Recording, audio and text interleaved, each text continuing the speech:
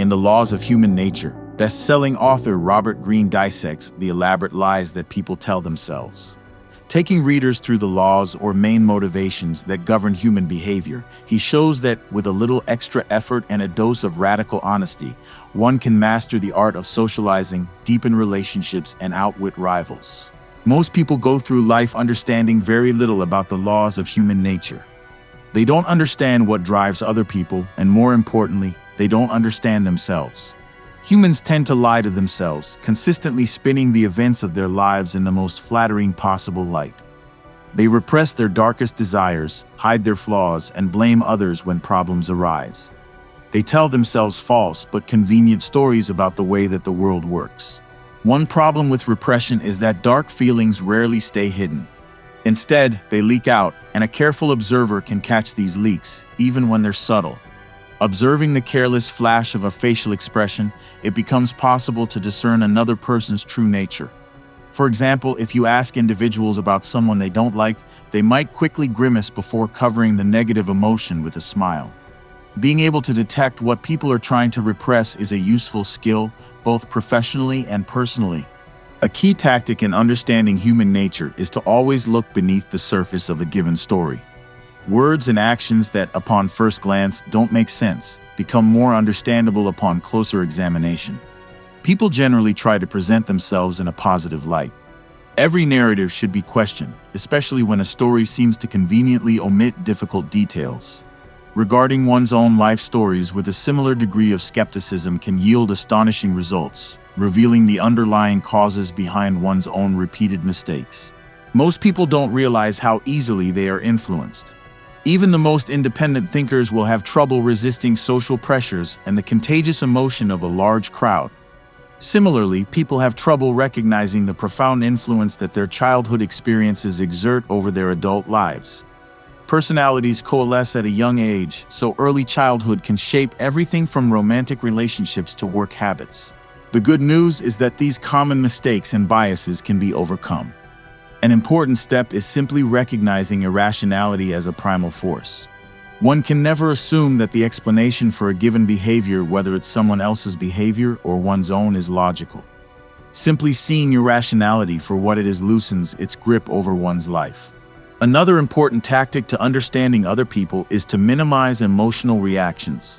People tend to react to the world when they would be better off observing it. All too often, emotional reactions are personal dramas rooted in narcissism. These melodramas distort the truth and make it more difficult to objectively observe or to connect with other people. The key to understanding human nature is to invite more objectivity into one's perspective. It will never be possible to cast off subjectivity entirely, but it's important to try. Real vigilance is required to avoid slipping back into comfortable narratives about the way the world works. Real work is required to stop repressing negative characteristics and deal with them in a more open, productive manner.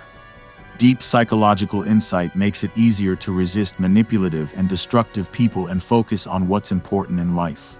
People are fundamentally irrational, relying more on their emotions than their intellects to make decisions.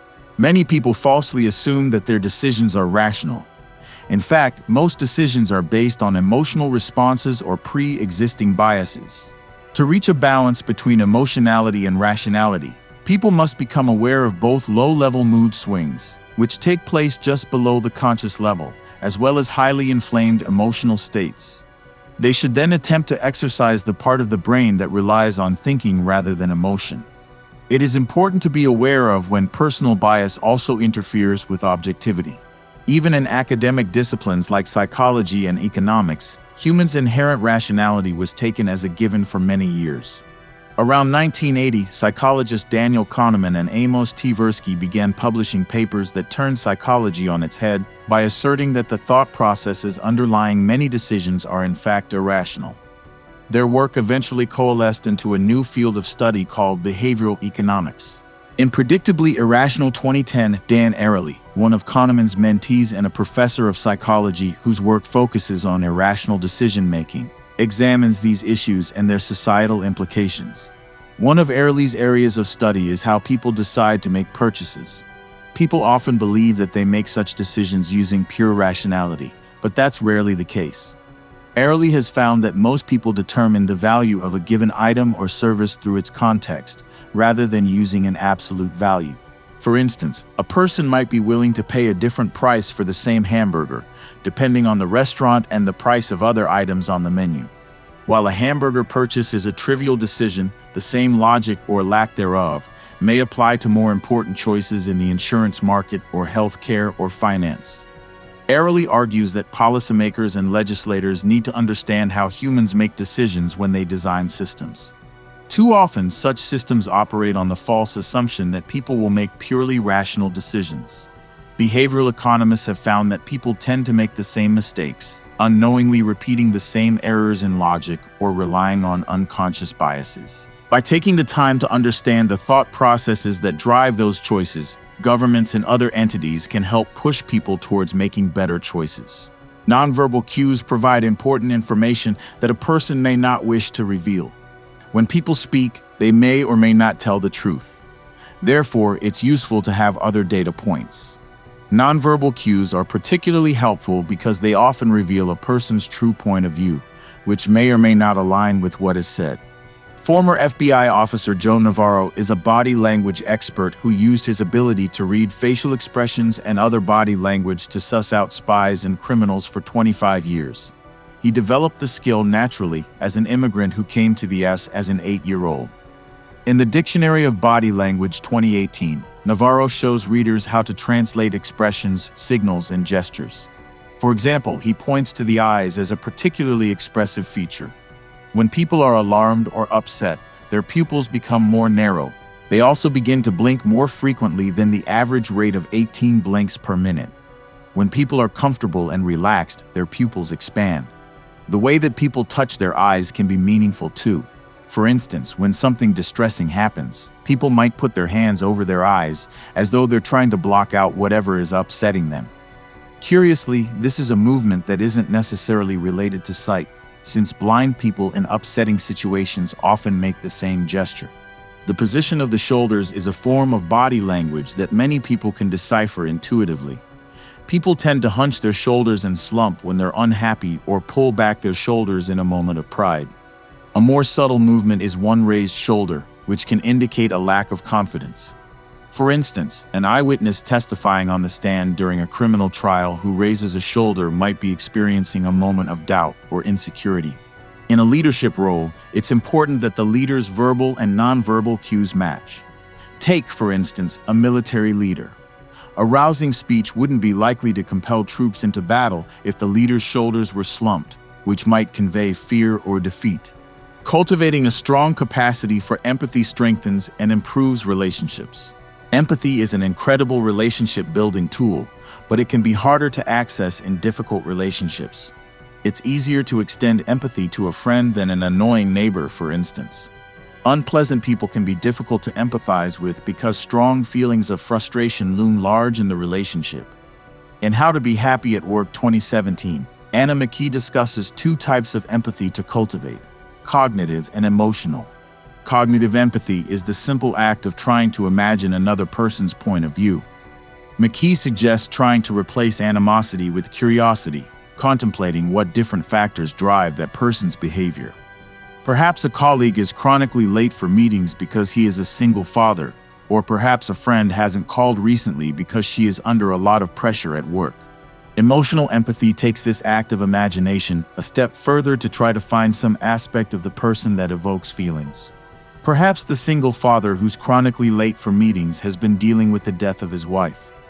Momentarily putting aside negative feelings to consider his situation in more detail is an empathy-building exercise that can pay long-term dividends, and for those in a leadership role, such a project might even help generate a positive solution to address the bad behavior.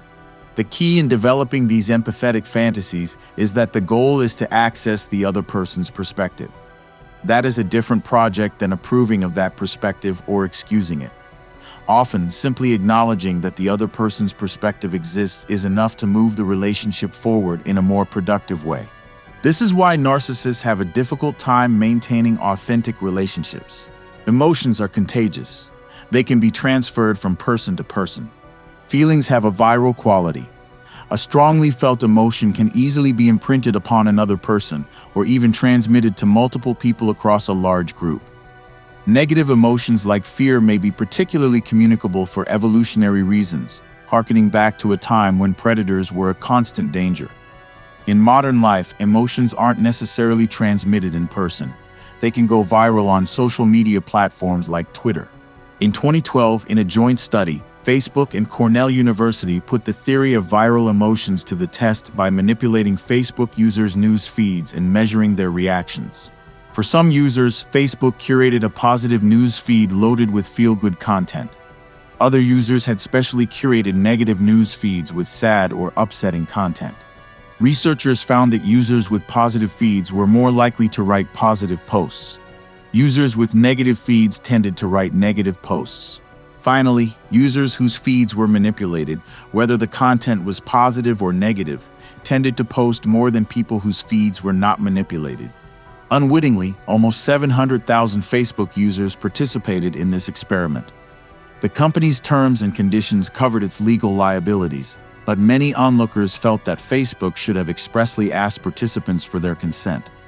When the public found out about the experiment in 2014, people questioned whether or not the manipulation was ethical, particularly because an ethics committee didn't review and approve the experiment design until after the manipulation had already occurred. In the past, Facebook had conducted similar tests, but those were in the name of improving the product's design, not manipulating users' moods. People suppress negative qualities to try to make themselves and others seem more socially acceptable. It can be difficult to contemplate other people, and even oneself, with any objectivity. People have a tendency to suppress and ignore anything negative, opting to emphasize the positive instead of accepting the negative. George Newman and Joshua Knobe, a psychologist and a philosopher at Yale, respectively, claim that most people around the world believe in the so-called true self, which is the idea that, deep down, everyone is a good person with a set of stable beliefs that persist over time. In one study, Newman and Knobe found that participants were likely to write off incidents of dishonesty and racism to external factors like a person's environment, instead of blaming them on the person who was being dishonest or racist. Participants were more likely to believe, for instance, that a racist was a good person who had a difficult childhood than assume that a racist was inherently bad or immoral. More generally, when people behave well, they are perceived as honoring their true selves, whereas when they behave badly, it's just an aberration. In truth, people's beliefs can change over time, and whether or not their behavior aligns with their beliefs can fluctuate from day to day or even minute to minute. But the myth of the true self is alluring because it explains away nagging inconsistencies and the anxiety surrounding change. It's reassuring to believe, for instance, that one's spouse is fundamentally a good person. But taken to an extreme, such a belief could be damaging and unhealthy, causing someone to excuse bad behaviors such as physical abuse. It's better to recognize and accept people for who they are, rather than who one wants them to be. The generation to which people belong shapes their intellectual and emotional lives. Everyone is, to some degree, a product of the time in which they live. Generally, people underestimate the degree to which the generation into which they are born shapes the way that they think and behave. Recognizing the attributes of a given generation can provide valuable personal, professional, and cultural insights. In the United States, the Pew Research Center is a critical resource for gauging public attitudes. Frequently, it examines demographic trends and differences. Pew points to age as one of the most important predictors of people's opinions and behaviors, and recognizes that generational analysis, while imperfect, is useful in understanding the U.S. political and cultural landscape. To make its generational analysis more precise, Pew assigns specific date ranges to each generation. For example, millennials are defined as anyone born between 1981 and 1996. These boundaries are mathematically necessary, but also quite porous. A person born in 1980 by Pew standards is technically a member of Generation X, but that person may feel more of an affinity to millennial values. Generational attitudes about everything from religion to gay marriage are often influenced by historical events and popular culture. Strong emotion can overwhelm one's logical faculties. Therefore, it can be useful to impose emotional distance when powerful feelings arise. Emotions can cloud the ability to reason properly. It's useful to be aware of strong emotions and, when possible, to disengage their hold over the intellect. For instance, parents who discipline a child are more likely to be successful if they can deal with the child's behavioral problems calmly. Punishments should be imposed factually without anger, but this can be difficult in the heat of the moment. In Emotional Agility 2016, Susan David, who is a psychologist and a business consultant, speaks of finding space between emotion and behavior. David describes a personal experience during which she became enraged speaking to a customer service representative over the phone. Her anger wasn't productive. In fact, it made the situation worse. David ultimately was able to disengage from her angry emotions. David likens emotional distancing to out-of-body experiences or taking a bird's-eye view. The key is to search for context instead of focusing on personal emotions, which are a narrow slice of the situation. During her call, she tried to see the situation from the customer service rep's perspective. It was unpleasant to endure verbal abuse for a situation the rep didn't personally cause. David then realized that her own anger didn't require her to yell and complain. She could instead choose to adopt a calm tone.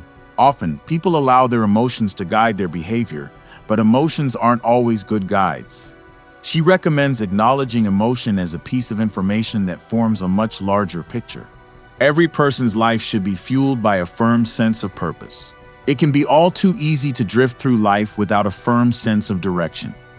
People often take jobs for reasons of practicality or convenience, instead of having a personal mission that animates their professional work.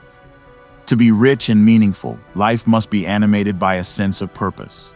In Find Your Why 2017, motivational guru Simon Sinek and his team discussed the difference between fulfillment and happiness. Happiness is a shallow and volatile emotion. A person may feel happy at work one day and unhappy the next. Fulfillment, on the other hand, is a deeper emotion that unfolds over the long term. When people feel fulfilled, they can put up with an afternoon of unhappiness because they know that the work they are doing is important. The key to finding one's sense of purpose, according to Sinek, is to consider what one does in relationship to how it serves other people. A selfish person who doesn't consider the greater good will never truly feel fulfilled. Recent trends in management theory discuss purpose-driven work, not just in terms of the individual, but in terms of organizational health. Good leaders must look for ways to make their employees feel fulfilled. Jerry Anderson, president of DTE Energy, tried a number of tactics to motivate his workforce, including material incentives. But none of these attempts worked until he made a video that showed how the work of the employees impacted their wider community. Suddenly, across the company, everyone from truck drivers to corporate leaders felt united in their mission to serve the public. Union members cried upon watching the video for the first time because they had never thought of their work in such altruistic terms. Newly motivated DTE Energy employees helped the company improve its bottom line, demonstrating that fulfillment is not just a high-minded concept, but also a strategic advantage.